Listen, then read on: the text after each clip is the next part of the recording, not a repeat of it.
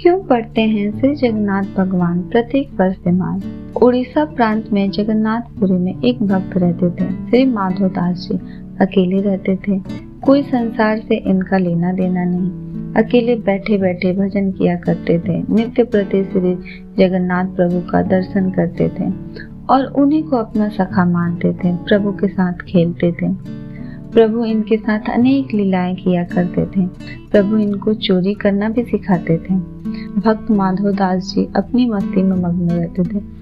एक बार माधव दास जी को अतिसार का रोग हो गया। वो इतने दुर्बल हो गए कि उठ बैठ नहीं सकते थे। जब तक इनसे बना ये अपना कार्य स्वयं करते थे और सेवा किसी से लेते भी नहीं थे।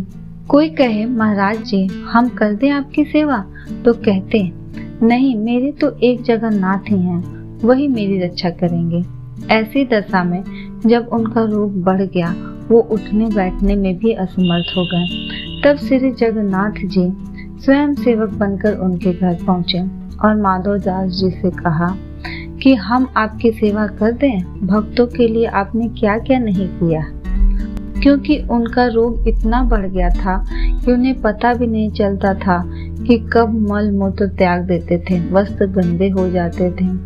उनके वस्त्रों को जगन्नाथ प्रभु अपने हाथ से साफ करते थे।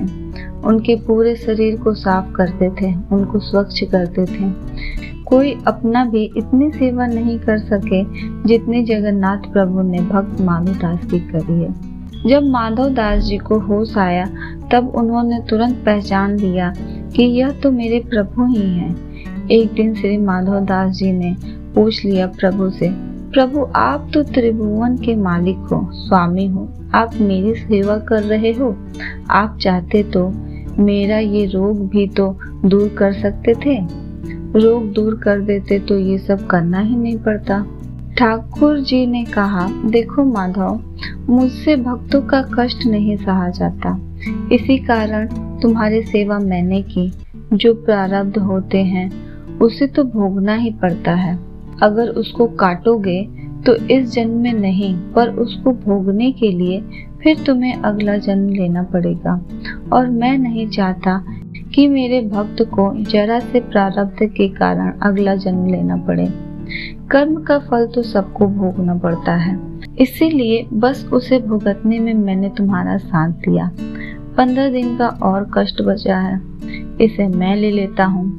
इसीलिए हर साल रथ यात्रा के ठीक पहले भगवान जगन्नाथ जी अपने भक्तों का कष्ट लेते हुए बीमार पड़ते हैं। ऐसे में उन्हें एक खास कक्ष में रखा जाता है जिसे ओसर घर कहते हैं। वहाँ पर सिर्फ वैद्य जी और खास सेवक ही जा सकते हैं। इन 15 दिनों में कोई ईश्वर को देख भी नहीं सकता।